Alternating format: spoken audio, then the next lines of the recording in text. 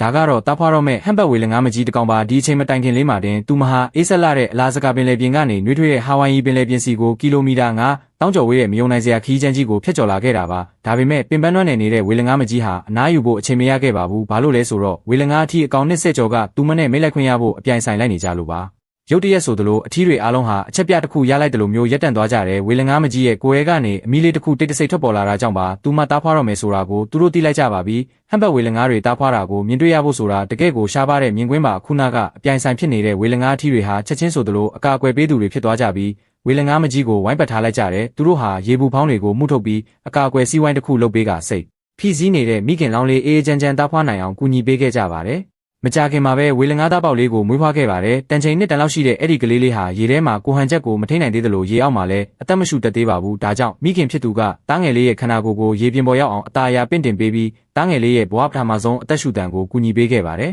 အဲ့ဒီနောက်မှာတော့မိခင်ဝေလငါးကြီးဟာတားငယ်လေးကြီးထွားဖို့အတွက်အစာလုံးလောက်လိုအပ်လာပါတယ်ဒါပေမဲ့အခုသူတို့ရှိနေတဲ့ပင်လယ်ပြင်မှာအစာကတိတ်မရှိပါဘူးအသက်ရှင်ဖို့အတွက်သူတို့ဟာအစာပေါများတဲ့အလားစကားစီကိုကီလိုမီတာ9တောင်းခရီးကိုပြန်လည်ပြောင်းရွှေ့ရအောင်မှာပါမိခင်ဝေလငါးကြီးဟာတနာရီကို6ကီလိုမီတာနှုန်းနဲ့ခရီးနှင်ပြီးထိတွေ့မှုတွေအတန်ပြုမှုတွေနဲ့တားငယ်လေးကိုသူ့နောက်ကထက်ချက်မကွာလိုက်လာဖို့တတိပေးနေခဲ့တယ်ကြပြောလာတဲ့သမုဒ္ဒရာထဲမှာလမ်းပြောက်ဖို့လွယ်ကူပေမဲ့မိခင်ဝေလငါးကြီးကတော့ကပ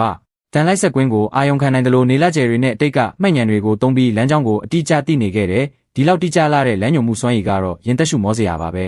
ဒါပေမဲ့သူတို့နဲ့ဝေးကွာတဲ့တနေရာမှာတော့အထီးကျန်ဝေလငါးမလေးတစ်ကောင်ကတော့ထာဝရလမ်းပြောက်သွားခဲ့ပါပြီ။သူမဟာအခုမှအရွယ်ရောက်စာဝေလငါးမလေးပါသူမရဲ့ရှာမှာပင်လယ်ရဲကစွန့်ပစ်ထားတဲ့ငါးဖမ်းပိုက်တွေညှိနေခဲ့တာပါပိုက်တွေရဲ့ရစ်ပတ်မှုကနေသူမမယုံထွက်နိုင်ခဲ့ပါဘူး။သူမကိုစောင့်ကြိုနေတာကတော့အစာငတ်မှုတန်ကိုအချိန်ကြာကြီးခံစားပြီးဖြည်းဖြည်းချင်းတည်ဆုံးသွားဖို့ပါပဲ။သူမဟာအဲ့ဒီအချိန်မှာအရန်ကိုအားနေနေပြီးအသက်ရှူဖို့ရေပြင်ပေါ်တက်ဖို့တောင်ခက်ခဲနေခဲ့တယ်။ဝေလငါးမလေးရဲ့ဒုက္ခရောက်နေတဲ့အခြေအနေကိုသိသွားလို့လားမသိ4မီတာကျော်ရှည်တဲ့ကြားငါးမန်းတစ်ကောင်ကအစာစားဖို့အတွက်သူမနောက်ကိုထက်ချက်မကွာလိုက်နေပါတယ်။အဲ့ဒီရေးကြီးတဲ့အချိန်မှာပဲဝေလငါးအထီးကြီးတစ်ကောင်ကသူမဘေးမှာပေါ်လာပါတယ်။သူကသူ့ရဲ့မိကြီးနဲ့ရေပြင်ကိုပြင်းပြင်းထန်ထန်ရိုက်ခတ်ပြီးကြားငါးမန်းကိုအဝေးရောက်အောင်မောင်းထုတ်ပေးခဲ့တယ်။ခံမကောင်းစွာနဲ့မကြခင်မှာဝေလငါးမလေးဟာရေပြင်ပေါ်တက်ဖို့အင်အားလုံးဝကုန်ခန်းသွားခဲ့ပါတယ်။အဲ့ဒီအခါဝေလငါးအထီးကြီးဟာသူမရဲ့အောက်ကနေပင့်မပေးခဲ့တဲ့တစ်ချိန်ကသူမရဲ့မိခင်ကသူမရဲ့ပထမဆုံးအသက်ရှူတန်ကိုကူညီပေးခဲ့တယ်လို့မျိုးပဲအခုလဲအဲ့ဒီအထီးကြီးကဝေလငါးမလေးကိုရေပြင်ပေါ်ရောက်အောင်ဆွဲတင်ပေးပြီးသူမရဲ့ဘဝနောက်ဆုံးထွက်သက်အနေငယ်ကိုအေးချမ်းချမ်းရှူရှိုက်နိုင်အောင်ကူညီပေးခဲ့ပါတယ်။ဒီအထီးကျန်သမုဒ္ဒရာခီးဒီလေးဟာသူမရဲ့နောက်ဆုံးချိန်မှာတော့အဖော်မွန်တူကိုရရှိသွားခဲ့ပါတော့တယ်ခင်ဗျာ။